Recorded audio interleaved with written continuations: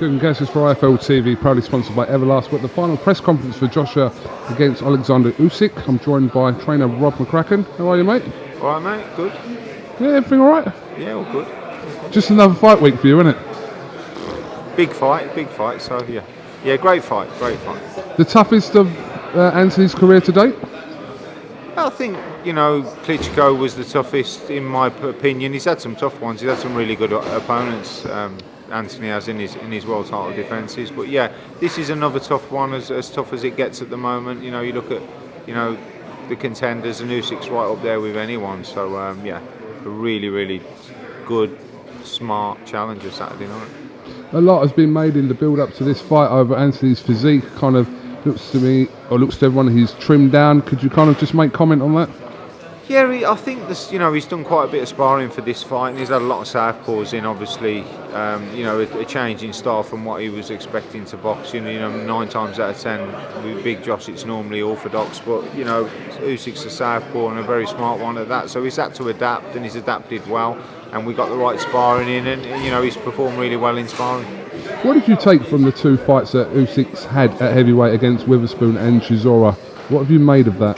Yeah, I think Derek imposed himself on Usyk and had some real good success, and looked the stronger fighter and landed some really good shots.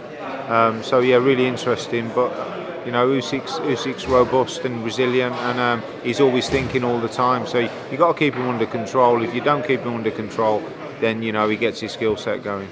Before this fight was announced, there was, let's say, suggestion from anyone in particular, but was it ever a possibility that, as Eddie Hearn mentioned in there, that about swerving this fight and vacating from your perspective?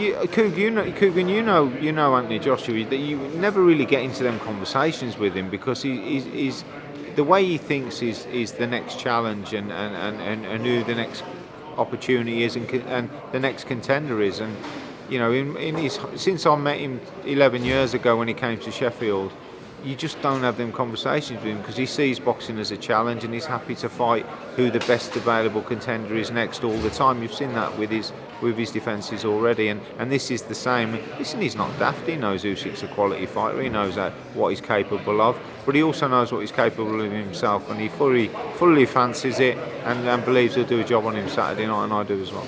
Rob, is there somewhat of an unknown quantity still about Alexander Usyk?